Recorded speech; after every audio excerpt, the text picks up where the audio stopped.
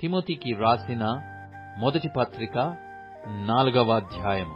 అయితే కడవరి దినములలో కొందరు అబద్ధికులు వేషధారణ వలన మోసపర్చు ఆత్మలయందును దయ్యముల బోధయందును లక్ష్యముంచి విశ్వాసభ్రష్టులగుదరని ఆత్మ తేటగా చెప్పుచున్నాడు. ఆ అబద్ధికులు వాతవేయబడిన మనస్సాక్షి గలవారై వివాహము నిషేధించుచు నిత్య విషయమై అనుభవ జ్ఞానము గల విశ్వాసులు కృతజ్ఞతాస్థుతులు చెల్లించి పుచ్చుకొను నిమిత్తము దేవుడు సృజించిన ఆహార వస్తువులను కొన్నిటిని తినుట మానవలెనని చెప్పుచుందురు.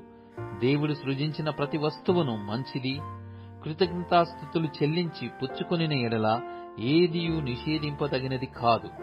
ఏలయనగా అది దేవుని వాక్యము వలనను ప్రార్థన వలనను పవిత్రపరచబడుచున్నది.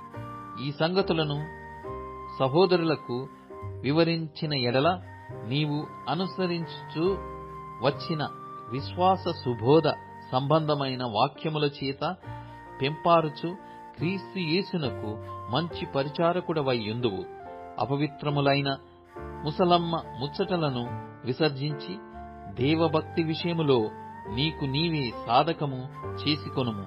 శరీర సంబంధమైన సాధకము కొంచెము మట్టుకే ప్రయోజనకరమవును గాని దైవభక్తి ఇప్పటి జీవము విషయములోను రాబోవు జీవము విషయములోను వాగ్దానముతో కూడినదైనందున అది అన్ని విషయములలో ప్రయోజకరమవును.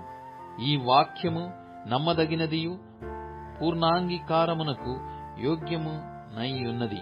మనుషులకందరికి రక్షకుడును మరి విశేషముగా విశ్వాసులకు రక్షకుడునైన జీవము గల దేవునియందు మనము నిరీక్షణ నుంచియున్నాము గనుక ఇందు నిమిత్తము ప్రయాసముతో పాటుపడుచున్నాము. ఈ సంగతులను ఆజ్ఞాపించి బోధించుము. నీ యవనమును బట్టి ఎవడునూ నిన్ను తృణీకరింపనీయకుము గాని మాటలోను ప్రవర్తనలోను ప్రేమలోను విశ్వాసములోను పవిత్రతలోను విశ్వాసులకు మాదిరిగా ఉండుము. నేను వచ్చు వరకు చదువుట యందును హెచ్చరించుట యందును బోధించుట యందును జాగ్రత్తగా ఉండుము. పెద్దలు హస్తనిక్షేపణ చేయగా ప్రవచన మూలమున నీకు అనుగ్రహింపబడి నీలో ఉన్న వరమును అలక్ష్యము చేయకము. నీ అభివృద్ధి అందరికీ తేటగా కనబడు నిమిత్తము వీటిని మనస్కరించుము. వీటియందే సాధకము చేసుకొనుము. నిన్ను గూర్చియు నీ బోధను గూర్చియు జాగ్రత్త కలిగియుండుము. వీటిలో నిలకడగా ఉండుము. నీవిలాగు చేసి నిన్నును నీ బోధ వినువారిని రక్షించుకొందువు.